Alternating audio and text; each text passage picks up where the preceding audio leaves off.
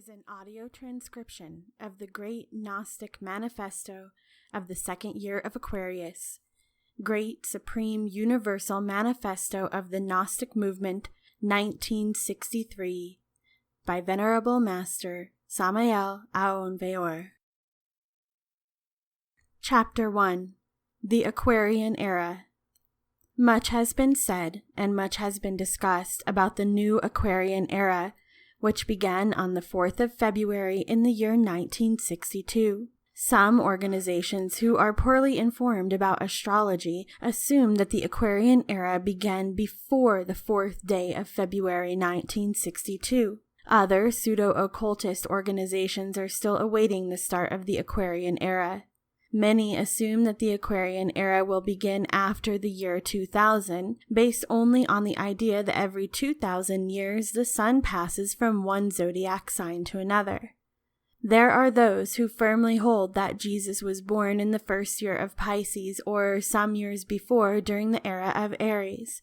Actually, even when they say that Jesus was physically born 1,962 or 1,963 years ago, this is only an opinion, because in truth, nobody knows with absolute certainty what year Jesus was born. Thus, based on Jesus' birth, it is impossible to know when the new Aquarian Era starts. It would be impossible to know the starting date of the new era if we were not fortunate enough to have the Book of the Zodiac in our possession. If we open this book, we will find a marvelous plate, a splendid cosmic map. This is the cosmic map of the 4th day of February 1962. Each time a new era starts, the 7 planets reunite in full cosmic congress in this or that zodiacal sign. This is what happened in the past, this will happen in the future, and this is what happened on the 4th day of February 1962. There was a marvelous cosmic congress on the 4th day of February 1962. All the astronomers could study this great cosmic event. Everyone could check mathematically the amazing conjunction which took place in the constellation of Aquarius. Everyone saw it. Everyone checked it with their telescopes and with their mathematics. We must recognize that the sadly mistaken astrologers of India believed that this conjunction of worlds would be held in the constellation of Capricorn. Precisely based on their erroneous calculations, these astrologers predicted the end of the world on that date. On the other hand, we, in our message of the first year of the Aquarian Era, warned that those who thought and prophesied in this way would become a motive for laughter in the whole world. We cite the following paragraphs of the above-mentioned message. Quote, "The astrologers who assume that this conjunction will take place in the sign of Capricorn and not in that of Aquarius will be, in fact, confused and ashamed before the learned astronomers of the 4 corners of the earth. There also exist many ignorant pseudo-astrologers who assume that on the mentioned date of the 4th of February, the world will end. These are those who discredit astrology. These are the charlatans." End quote. The events gave us the cause because logic was on our side. The Hindustanis said that Goddess Kali saved the world. But journalists who know how to extract a point out of anything said that the goddess Kali saved the world, but did not save the astrologers. Thus, for all those mistakes in their calculations, it is as if they wish to discredit a science as ancient as the world. This is really unfortunate. The crude reality is that we are in the Aquarian Era. The era is governed by the explosive Uranus, lord of the house of Aquarius. As a result, a total change inevitably comes in all sorts of things. Science, philosophy, art, and religion should completely unite in the light of Gnosis. Politics will go through tremendous transformations. Atomic wars seem inevitable, which will produce many cataclysms, and finally a frightening and terrible planetary cataclysm will destroy the Aryan race. This event will not be the first, nor will it be the last. Remember the Atlantean humanity and the Atlantean continent. The ancient traditions say that the Atlanteans were using a mysterious force called vril, whose abuse led to the revolution of the Earth's axis, the changing of the ocean floor, and the submersion of Atlantis. This energy, this vril, is the same atomic energy. The disintegration of the atom will eventually lead to the decomposition of the atom in its turn. The result is traced back to the planet Earth and to its archaic past. Since that remote past, nature has come to work with the forces of molecular cohesion. Now we work with its antithesis, with the forces of atomic disintegration, which signifies the regression back into the chaos, back into the nebula, and therefore modernizing the old archaic cataclysms. The concrete facts are giving us the reason, and the logic is our own. Everywhere, the earth is shaking, trembling in the Americas, in Europe, in the Middle East, in Asia, in Africa, in Oceania, at the bottom of the seas, etc., sparking terrible cyclones that devastate cities. Everywhere children are born monsters, unknown diseases are appearing that science cannot cure, etc. All this is the result of atomic explosions, and fortunately, scientists still have not been able to split the electron. Unfortunately, they intend to, and in the end will succeed. That will be very serious. When they achieve it, the destruction will be dreadful, and even overtake the mental world. Then infinite terror will reign supreme on planet Earth. The entrance of the sun into Aquarius is a wonderful and terrible thing at the same time. Uranus is explosive and tremendously revolutionary, and the intellectual animal, mistakenly called man, is not prepared to handle these kinds of explosive and revolutionary forces. Any bad square or planetary conjunction in the future may be enough for man to totally identify himself with the negative ray of Uranus, and the result will surely be atomic war, provoking the great planetary cataclysm after a certain time of terrible earthquakes and horrific events. Men who hate war have worked for peace since ancient times, but every effort has been useless. All the campaigns for peace are useless. All the propaganda for peace is useless.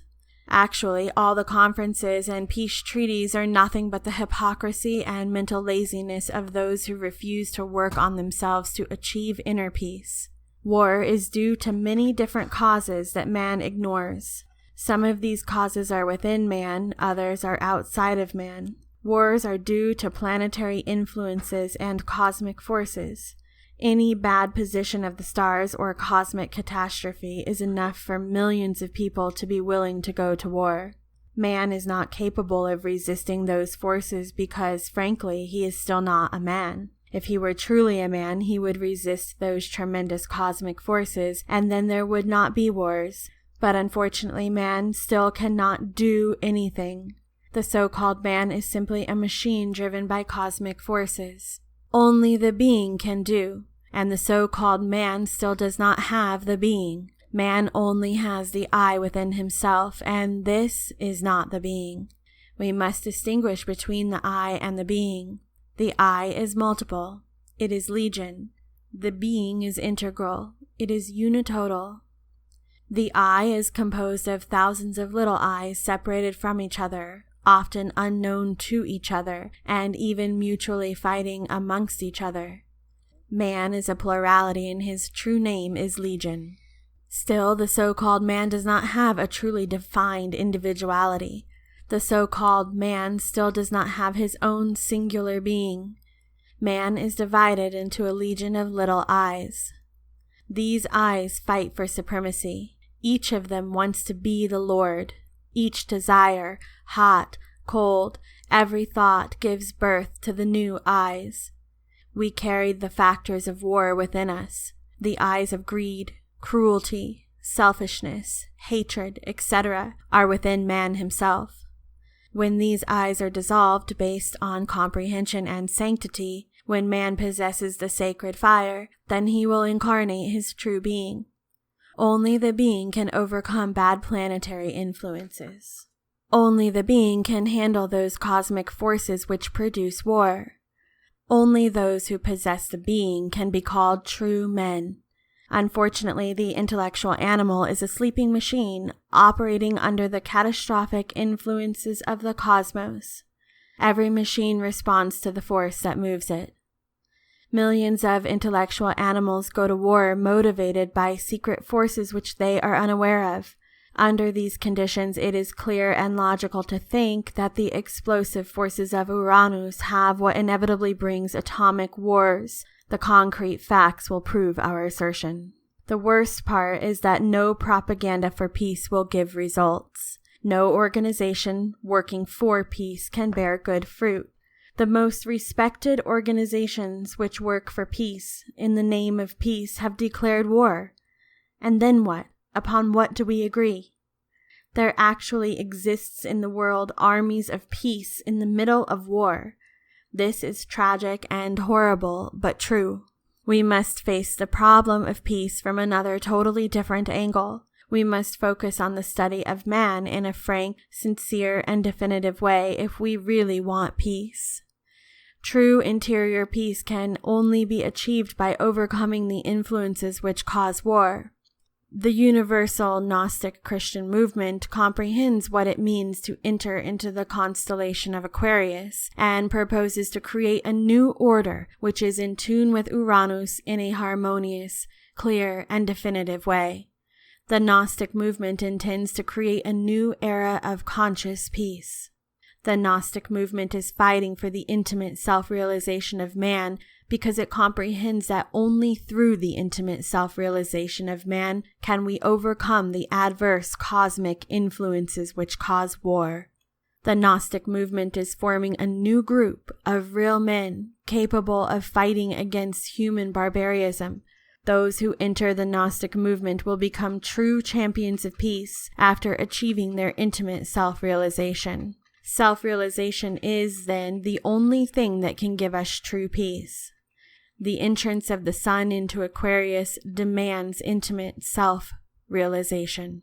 A congregation is urgently needed, or better said, a new human group of really self-realized men in order to establish a new order and save the world. The Great White Lodge of Secret Tibet is going to attempt a new era of peace, and the universal Gnostic Christian movement is the vehicle of expression founded by the White Lodge for this purpose and objective. Humanity is totally lost, but the White Lodge of Secret Tibet proposes to make one last effort to save the lost. This is like a patient who is already about to die, and yet, nonetheless, the doctor gives him medicine and does what he can, even when the case is lost. Chapter 2. An Appalling Truth. The students of all the pseudo-esoteric and pseudo-occultist schools trust that someday they will reach perfection and final liberation through the law of evolution. We, the Gnostics, could never deny the law of evolution. It would be absurd to deny the law of evolution. There is also the law of involution. Evolution and involution are two mechanical laws which process themselves simultaneously in all of nature. We cannot deny those two laws, but we cannot logically accept that mechanicity can lead us to intimate self-realization. Self-realization can only be the result of a conscious and positive work upon ourselves, and no mechanical law can do this work for us.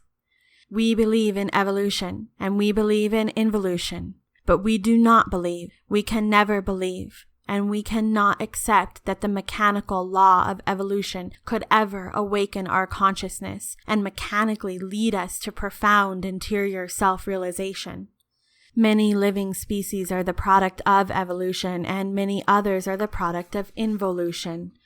For example, the dog, the donkey, the small lizard, and many species of monkeys, chimpanzees, etc. are species that have resulted from involution, and which are in clear involution. The horse, eagle, etc. are the results of evolution. It also happens that many species evolve for some time and then involute, degenerating themselves.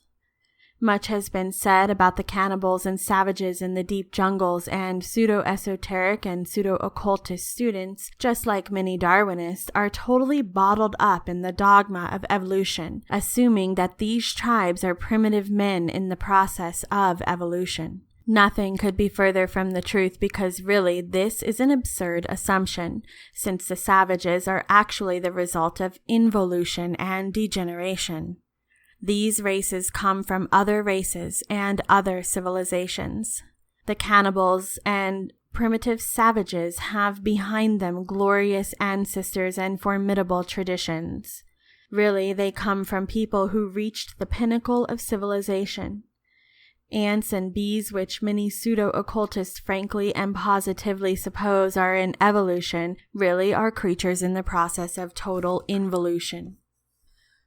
In archaic times, before the intellectual animal mistakenly called man appeared on Earth, there were, according to what tradition tells us, a race of demigods and titans. There is no race that doesn't remember their traditions of these demigods and titans. The unfortunate thing is that they were the first Marxist communist types. These races proposed to create a communist society, and they succeeded. They started to ban all religion and to establish bloody dictatorships.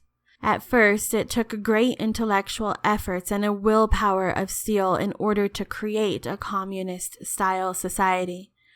Then it all turned mechanical.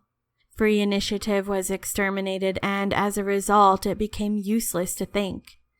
An organ that is not used atrophies, and since these people stopped using their intelligence and their brain, it atrophied. Afterwards, mechanical movements became hereditary, transmitted instinctively from father to son. The centuries passed, civilizations were born and died. Several Stone Ages were born and died. These creatures involuted. They were all becoming much smaller. Their forms were altered over the centuries. The social movements of Marxist communist type continued through hereditary. Today, we are amazed by the perfect organization of an anthill or a beehive, and we only regret that these species will no longer have the brilliant intelligence of another time. Really, bees and ants are the glorious descendants of pre-human races who committed the error of creating a Marxist socialist society. Evolution and involution are totally mechanical laws. These laws exist, but the problem in question, the mistake, is to attribute factors to these laws which they do not have. It is urgent to comprehend that only the revolution of the consciousness can lead to intimate self-realization. The path of the razor's edge is the path of true revolution. This path is the one that possesses all the means to develop the hidden possibilities of man. It is urgent to comprehend that only the revolution of the consciousness can lead us to the intimate self-realization. The path of the razor's edge is the path of the true revolution. This path is the one that possesses all the means to develop the hidden possibilities of man. We must recognize that very few are those who get onto the path of the intimate revolution. This indicates to us how difficult and rare it is to find men in the world with all their possibilities totally developed. The development of these possibilities is not a law. The tragic and gloomy law which exists for the intellectual animal called man is that he remains living within the circle of mechanical forces and becomes a machine man. The path which leads to the development of all the divine possibilities is totally revolutionary. We have to go against nature and draw the sword in order to fight against her tenebrous powers. We must struggle against everything that exists, against the cosmos, and against ourselves. This explains why the path of the razor's edge is so difficult and laborious. The path of the razor's edge is the path of the true interior revolution. This path is the opposite of ordinary life, the opposite of everyday life. Really, modern and common life, even when it is full of scientific, philosophical, and social interests, only leads to death, Man is full of possibilities that may remain without any development and may even disappear altogether if he doesn't have the courage to put himself on the path of intimate revolution. Everything about intimate self-realization is contrary to the interest of nature, and when a man decides to enter onto the path of revolution, nature launches itself against him with all its tenebrous powers. Really, nature needs the machine man, but it needs him as he is, with the exception of his perversity. Really, the machine man is necessary for the economy of organic and inorganic kingdoms.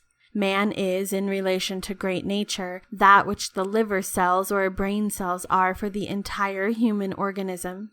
Nature uses the machine man for her organic purposes and then swallows him into the Avicii, the abyss, or inferno. If all of humanity were to self-realize itself, there would be an imbalance of planet Earth and a terrible catastrophe. It is therefore very difficult and totally impossible to think that all human beings will self-realize. Only the individual can self-realize. However, it is rare to find an individual who is really willing to put themselves onto the path of radical, total, and absolute revolution. Worst of all is that nobody is obliged to help us. This is a question which is entirely personal, individual, and intimate. Now we can better explain that phrase of the Christ which says, "Many are called, but few are chosen." Or this other phrase that says, "From 1,000 that I sought, I found one. From 1,000 that I find, one follows me. One is mine." The whole world repeats these phrases. The whole world is perfectly convinced that they comprehend them. But we must seek with the lantern of Diogenes for those who can really comprehend them in an absolute and total way. Everyone believes they are chosen, and yet the elect can only be counted with the fingers of the hand. It is rare to find in the world one who is chosen. Really, all of humanity will be swallowed by the abyss. Very few will be saved. The Gnostic movement comprehends this awful truth and aims to teach the world the true, frank, and sincere path of the legitimate and authentic interior revolution. The Gnostic movement wants to save those who want to be saved, who have resolved to abandon the pride of believing that they are wise. Chapter 3. The Soul. The intellectual animal called man does not have a soul. The intellectual animal really only has the psychic material necessary in order to create soul. The intellectual animal should create soul. We must distinguish between the I and the soul. The I is not the soul. The I is not divine. The I is not immortal. The I continues after death and is reincarnated to satisfy vices, passions, and desires. That is all. Each reincarnation is a repetition of the acts of our past lives plus their good and bad consequences. The I is pluralized. The I is a legion of devils that continue beyond the grave. The body of the I is the body of desire. After death, the I in its body of desires continues and is reincarnated in order to satisfy its passions. The root of all bitterness is the I. The root of ignorance is the I. Being born is pain. Death is pain. Life is pain. The I is really the source of pain. The I is a legion of devils, a legion of eyes, and within a person there are many, many eyes.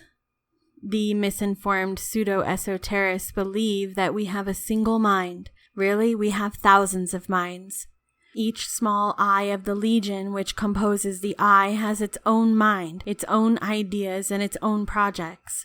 Man does not yet have individuality, singularity, nor unity. The so-called man is a legion of devils. That is all. I know we're talking in terms that the pseudo-sapient doesn't like, but what can we do? We must frankly speak the truth. Nobody likes the truth, but we must tell the truth. People think that they have a soul when in truth they only have Satan, the I within themselves.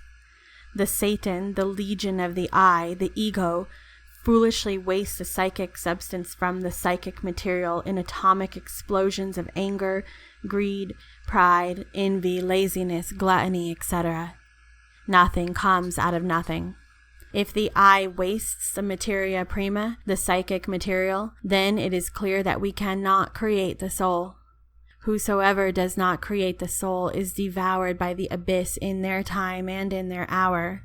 For what is a man profited if he shall gain the treasures of the whole world but lose his soul? Matthew 16:26, Mark 8:36. There really only exists one system to create the soul. This system is that of dissolving the I. To kill the I, there can be no squandering. Then the psychic substance accumulates within, becoming a permanent center of consciousness. That center is called soul. This is soul. We need to create soul. System for dissolving the I. The I will not be dissolved with self-righteousness, nor with poses of false meekness, nor with stupid fanaticism. It is necessary to make a dissection of the I with the scalpel of self-criticism. We must learn to criticize ourselves. We need self-criticism. The I is a book of many volumes. We must study this book carefully if we really want to dissolve the I and create the soul. The first thing we need is to carefully self-observe ourselves in order to discover our own defects. The second is to intellectually analyze our defects. The third thing is to meditate deeply on them in order to discover how they behave in the various levels of the mind. Remember that the mind has many depths which we normally ignore. Many saints here in the physical world astonished the world with their holiness, but continued at other levels of the mind being great sinners, and when they discovered this, they suffered a lot and wore hair shirts. They fasted and did large and frightening penances. These saints almost always failed when they were tested in the superior worlds. We need to die from instant to instant. Only with death does the new arrive. Each time that we integrally comprehend a defect, the I that personifies it is disintegrated in the internal worlds. Each time an I is disintegrated, something new comes to us, a power, a truth, a virtue, etc. This is not to say that one will be charitable, truthful, honest, chaste, peaceful as one comes to have these virtues. Really, these virtues are born in us as a result of profound comprehension. If we profoundly comprehend that which is cruelty, then charity will be born within us. If we profoundly comprehend what is lying or falsehood, then it is clear that what will be born in us will be the ardent desire to always tell the truth and nothing but the truth, and just like that successively with all the other virtues. All this comes to us when we profoundly comprehend our own errors. If we profoundly comprehend what is lying or falsehood, then it is clear that what will be born in us will be the ardent desire to always tell the truth and nothing but the truth, and just like that successively with all the virtues. All this comes to us when we profoundly comprehend our own errors. Only on the basis of profound self-observation, intellectual analysis, and perfect meditation can we integrally comprehend each of our defects. It is useless for us to affirm thousands of times, I will be chaste, temperate, peaceful, selfless, etc., if we do not integrally comprehend our defects in all levels of the mind. If we really want to dissolve the pluralized I, we must abandon the false pride of believing that we are good and holy. Those who have read Theosophy, Rosicrucianism, Spiritualism, etc., have a marked tendency to believe themselves to be good, charitable, pure, etc. Those who have read Theosophy, Rosicrucianism, Spiritualism, etc., have a marked tendency to believe themselves to be good, charitable, pure, etc. Such persons unconsciously fight for the self-preservation of the I. They do not want to recognize their own mistakes. They are worse than the so-called profane because at least they do not believe themselves to be saints, nor do they boast of their virtues. Really, we have to start from zero if we want to dissolve the I, the myself, the reincarnating ego. Like it or not, the truth is that we are devils, evil people. If we deny the awful truth, then it is impossible to dissolve the I. If we accept this awful truth, then we can immediately begin to die from instant to instant. We must remember that crime also hides amongst the incense of prayer. Crime also hides amongst the perfume of courtesy.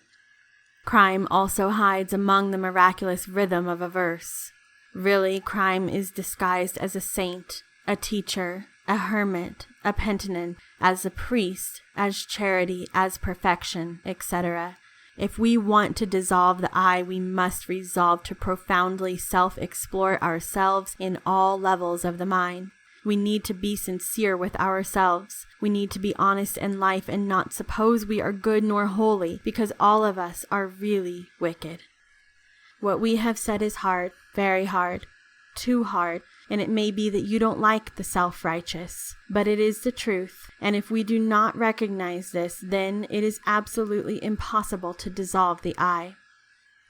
We must speak clearly. We must speak frankly about these things if we really want people to comprehend what the technique of the dissolution of the I truly is. Chapter 4. The Spirit. The soul may be mortal or immortal. That depends on us. All kinds of sins will be forgiven except the sin against the Holy Spirit. Whosoever fornicates sins against the Holy Spirit. Whosoever commits adultery sins against the Holy Spirit. Whosoever hates sex and renounces it sins against the Holy Spirit. Many pseudo-occultists say, I care only for what I have from the waist up, because what I have waist down is bestial, animal. Sex is bestial, disgusting, animal, absurd, etc. People who speak in this way, people who think in this way, blaspheme against the Holy Spirit and insult the third Logos, believing that they are more perfect than the Holy Spirit.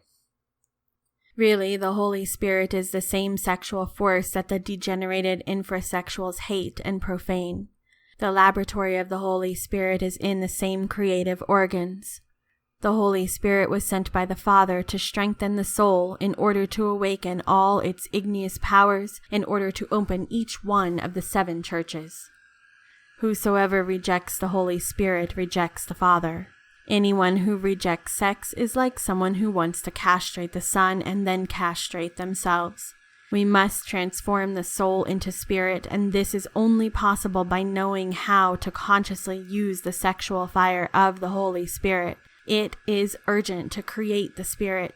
In the meantime, the so-called man does not possess spirit. The Spirit is living fire. The fire comes from transmutation. We need to transmute our sexual energy into light and fire.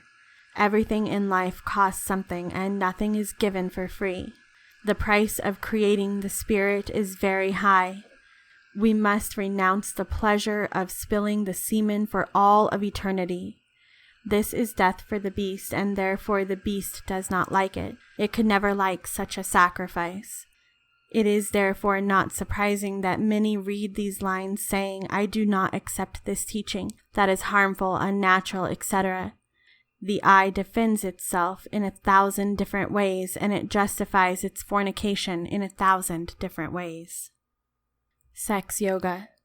The techniques of sex yoga are known with the name of Tantrism. There exists black, gray, and white Tantrism. In black Tantrism, there is a seminal ejaculation, and the result is fatal because the yogi converts himself into a black magician. In gray Tantrism, no importance is attached to the issue of seminal ejaculation, and some yogis ejaculate while others do not. The key of gray Tantrism is that it inevitably degenerates into black Tantrism.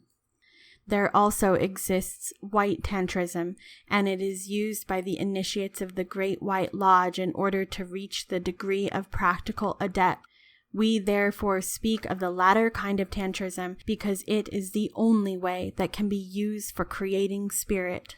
The theory of white Tantrism is to convert poison into medicine. By poison, we mean the use of women and alcoholic drinks. In some texts of the Brahmins from the sacred India of the Vedas, the sacred sexual union is considered to be equivalent to a divine sacrifice, and the woman or her sexual organs are considered to be like fire in which this sacrifice is offered. In one of these texts, the Sharapata Brahmins, the woman says, "If you choose to use me for the sacrifice, then this grants you any blessing that you invoke through me." Rare are those who can understand these words of the Brahmin woman. Really, when we are working with the third logos, we have the power to create and to request. The intelligent person can request the awakening of consciousness, and their consciousness will awaken. Begging God and striking with the hammer, we can ask and at the same time give our profound interior consciousness a prevailing command, saying phrases like, "My consciousness awaken, my consciousness sleep no more." Each order must be given with pleasure, with emotion, and with a profound longing. The result will be the awakening of consciousness. During sleep, the devotee will start to feel conscious and awake. The initiate will be able to say, "I am in the internal worlds. My physical body is sleeping on my bed." The initiate can live consciously in the superior worlds, converted into a conscious citizen of the cosmos. The problem of astral unfolding will be totally resolved. Tantric Buddhism teaches that only with the woman is it possible to reach nirvana. It is also certain that women can only reach nirvana with the male. The principal characteristic of Tantrism is to follow a special technique during coitus in order to achieve the perfect ecstasy. This technique is based on coitus reservatus, that is to say, the sexual act without reaching the ejaculation of the semen. The practice is that which is called in sacred India the Maithuna. Before the Maithuna, the Hindu yogi and yogini pass through a period of difficult esoteric preparation. A text indicates as a rule that the man must first pass 6 months adoring and desiring his wife and sleeping with her in bed for 3 months on his right and 3 months with her on his left, but without sexual contact. Only after those 6 months can you practice the Maithuna. The tantric texts clearly say that even if the semen is about to be ejaculated, the yogi must retain it and not spill it through a very special effort. In one text, it is recommended to stop breathing at the moment in which the orgasm is arriving. The book says, if the student stops breathing, he will not spill his seed, even when he embraces the youngest and most attractive woman. It is through this practice that the Hindu yogis were really initiated, achieved perfect ecstasy, and reached nirvana. With the Maithuna, the Kundalini is awakened. In truth, the Kundalini is the same fire of the Holy Spirit, the Pentecostal fire. Practicing the Maithuna is equivalent to riding a tiger. Only those who know how to ride the tiger get to awaken the Kundalini and bring it to its total and definitive development. The igneous serpent of our magical powers sleeps profoundly curled 3.5 times within a magnetic center situated in the coccyx. When the serpent awakens, coming out of its magnetic center, it slowly climbs up the medullary canal. It awakens all the igneous powers that are latent in the soul. This is how it becomes omnipotent and powerful. The Kundalini is the sacred fire, the divine spirit. When the soul receives the fire, it becomes igneous. It also unites with the spirit and converts itself into a spirit and becomes eternal. It is urgent to create spirit. It is urgent to transform the soul into spirit. There is no other way to create spirit. There is no other way to create soul. The universal Gnostic Christian movement comprehends that there does not exist, and there has never existed, any other way to create spirit and to make the soul immortal. This is why it preaches the science of sexual yoga. This is the essence of yoga. A yogi without the essence of yoga is similar to a garden without water, or animal organism without blood, or automobile without gasoline. It is urgent to create spirit. It is urgent to create soul. It is urgent to sacrifice ourselves for humanity, teaching the divine science to others. Chapter 5. The Buddha. Much has been said in the East about the Buddha and the Buddhas. It would take a long time to enumerate and define all of the Buddhas of perfection. In the heavens of Mahayana there exist thousands of Buddhas, not only in the text but also in the temples where the artists have tirelessly reproduced them. We have to say that every truly revolutionary man is a Buddha. Only the rebellious man, only the man who is capable of dissolving the I in order to create the soul, only the man who is eternally capable of renouncing the ejaculation of semen in order to awaken the fire and create the spirit is truly worthy to embody their internal Buddha. For unto every one that hath shall be given, and he shall have in abundance. But from him that hath not shall be taken away even that which he hath. Matthew 25:29. Every brave man, every truly rebellious man converts himself into a Buddha. We are talking about sincere men, about men who are always ready to risk their last opportunity. We are not talking about idiots because they hate sex and do not want to dissolve the I. We are talking about those who truly want to realize themselves in depth. If the intellectual animal could incarnate the interior Buddha to annihilate itself, then it could not resist the tremendous electrical voltage of the Buddhic energies. Only by creating soul and spirit can we incarnate the interior Buddha. In all schools there exist individuals who read a lot but do not realize anything. They do not renounce the ejaculation of the semen, nor do they renounce all the treasures of the world. People like that, people who do not want to renounce that bestial pleasure, will inevitably have to enter the Avicii. These people usually believe they are doing very well and assume that, at any rate, they can self-realize without needing to renounce their beloved fornication. The reality is that those people go into the Avicii. Tantric Buddhism is wonderful because it teaches the Maithuna and the dissolution of the I. Tantric Buddhism could never conceive of the interior Buddha as some kind of refined I. Every master in samadhi or ecstasy knows very well that the interior Buddha is beyond any kind of I. The interior Buddha is cosmic, universal, and intimate. Buddha taught his disciples the Maithuna secretly. Buddha taught the dissolution of the I to his disciples. Buddha taught the path of sacrifice for humanity to his disciples. Millions of volumes of occult theosophy, Rosicrucianism, etc. have been written, and much has been said, but the reality is that the synthesis of all knowledge is reduced to these three factors: death, birth, sacrifice for humanity. The I must die. The interior Buddha must be born within us. We must love humanity and proclaim everywhere the doctrine of the good law. The Gnostic movement, conscious of these three basic factors of the revolution of the consciousness, fights the good fight against the darkness of error. The Gnostic movement wants all human beings to possess the soul, to feel like men with soul, and is fighting to awaken the consciousness. The Gnostic movement is not against any religion, school, or sect. The Gnostic movement simply proposes to teach all humans the path of the razor's edge. We are fighting to save the drowning man's hat. That is all, no matter how many people criticize us and insult us. It does not matter if people speak against us. What we care about is saving those who are left to save, and the others whom the devil has already taken. It's their problem. Each one is what they are. Chapter 6. The Christ. Here we are in the year 1963 of the Christian era, the second year of the Aquarian era, and yet people do not know what the Christ is. There are many who adore the Christ, yet much blood has been shed in the name of the Christ. Inquisitions and assassinations in the name of Christ, exploitations in the name of Christ, violations in the name of Christ, etc. Really, to be Christian is very difficult.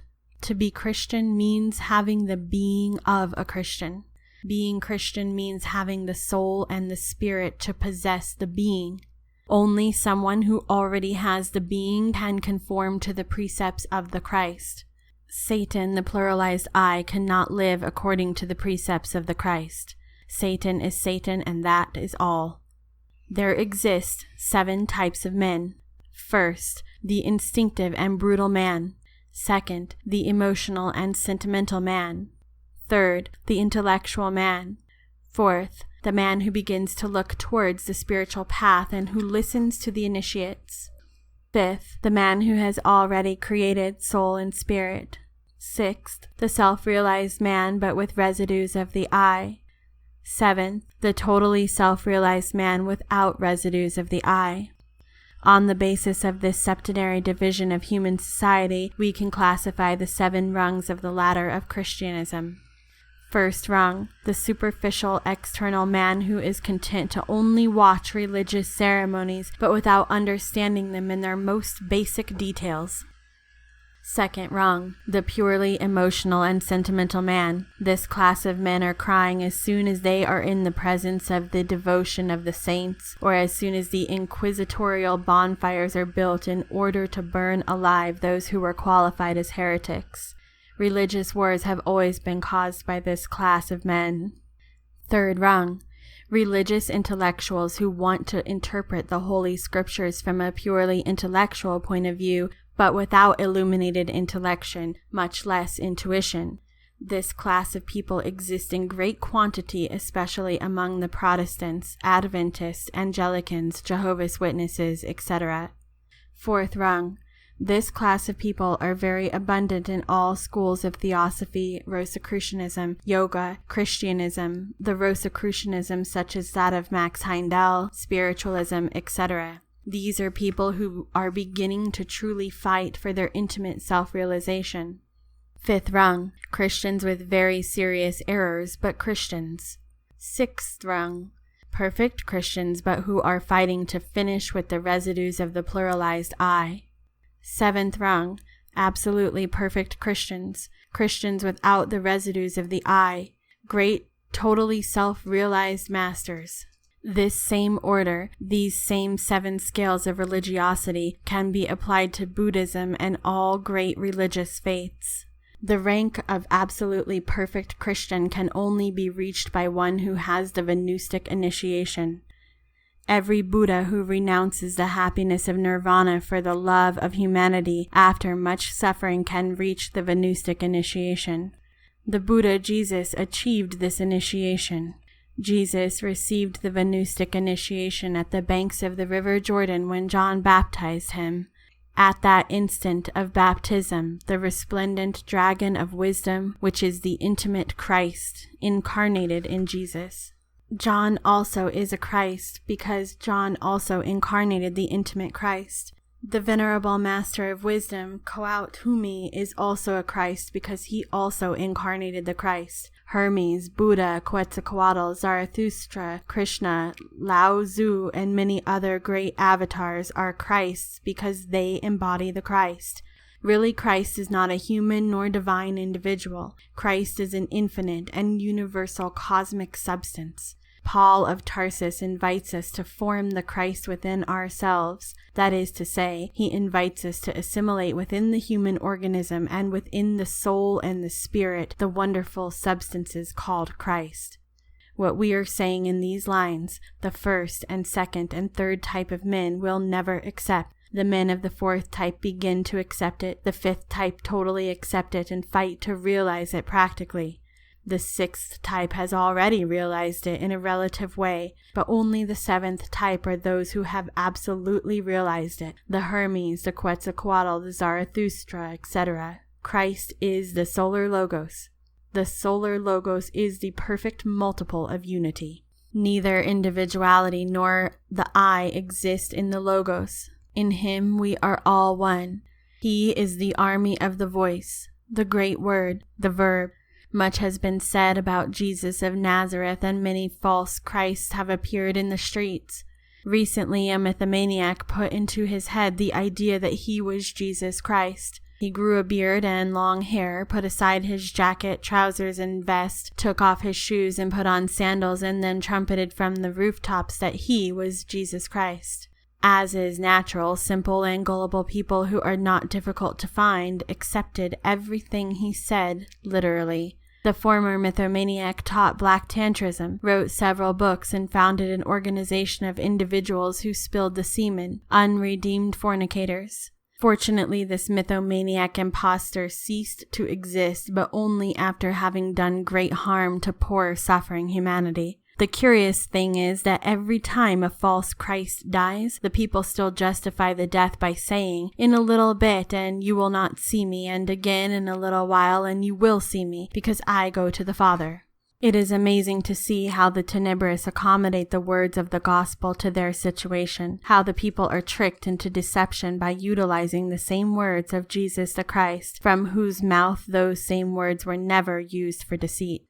The divine Rabbi of Galilee bluntly warned us, saying, quote, "If anyone says to you, 'Here is the Christ,' or 'There,' believe it not, because false Christs and false prophets shall show great signs and wonders so as to deceive, if possible, even the elect." End quote. Matthew chapter 24, 23 through 24. Really, the chosen can be counted on the fingers of the hand, because you can only consider the chosen to be those who are creating the soul and spirit. In Nirvana, there exist many Buddhas of perfection who have not yet reached the Gnostic initiation.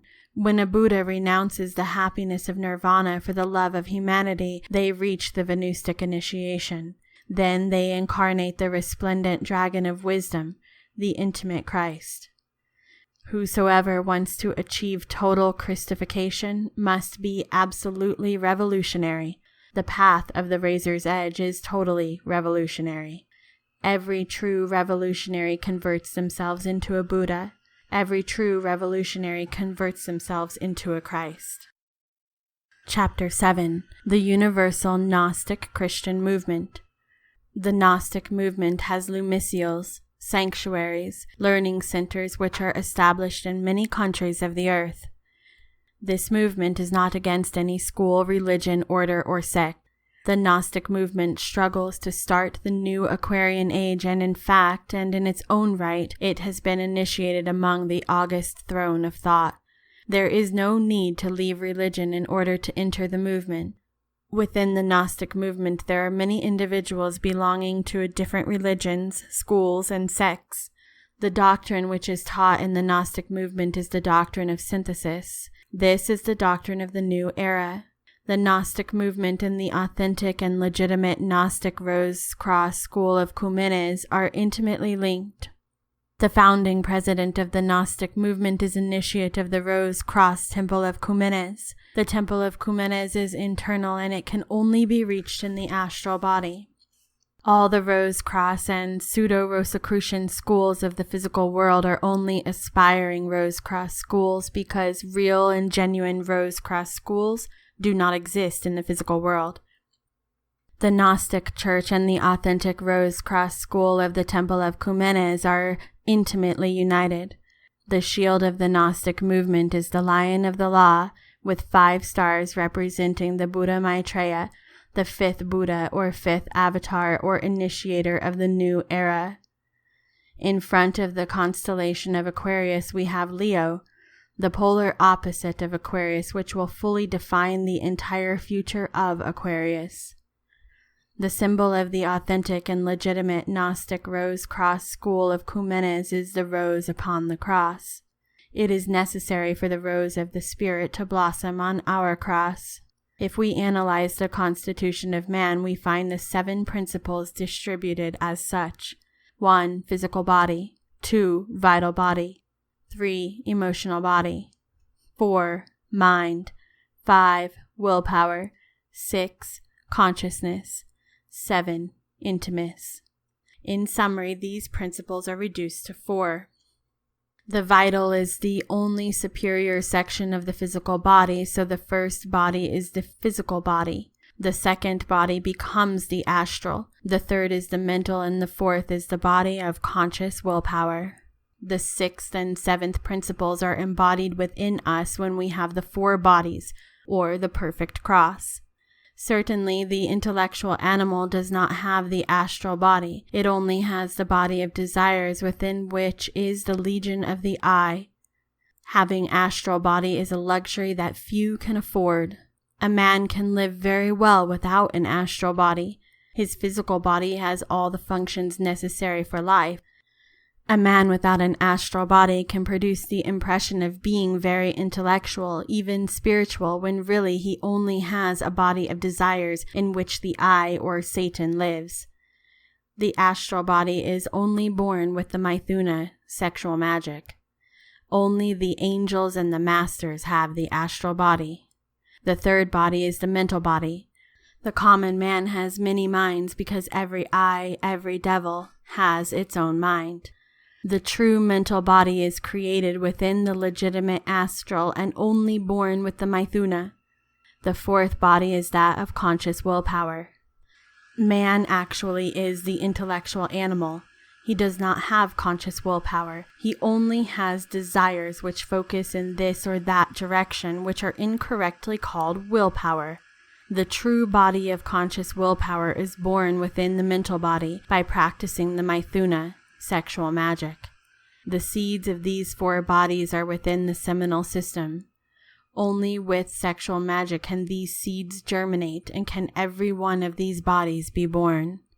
When we have the four bodies, the internal Buddha can incarnate in us and the rose can blossom upon its cross. The only true Rosicrucian is one who has incarnated a Buddha, a Christ. All others are aspiring Rosicrucians. Christian terminology defines these four bodies as follows: flesh body, natural body, spiritual body, and divine body. The fleshly body is controlled by 48 laws. The natural body is controlled by 24 laws. The spiritual body is controlled by 12 laws. The divine body is controlled by 6 laws. Whosoever rejects the Mithuna or sexual magic cannot create the astral body, mental body, and body of conscious willpower within themselves because nothing emerges without it. Just as the physical body is born from the creative energy, so too are the superior vehicles born through the creative sexual energy. Really, it is only the true man who has the perfect cross, the 4 perfect vehicles. Only a man like this has the soul and the spirit. Only this is truly a realized man. The Gnostic movement comprehends these terrible truths and proposes to teach humanity the mysteries of sex and the path of the dissolution of the I. Gnostic Rosicrucian studies are very profound, and through these studies there exist thousands of lumicials, learning centers, Gnostic sanctuaries. The main temple of the Gnostic movement is the Summum Supremum Sanctuarium, situated beneath the earth in a deep forest of South America. All those people looking at our books can associate together in order to form Gnostic groups. Every Gnostic group converts itself into a Gnostic lumicial.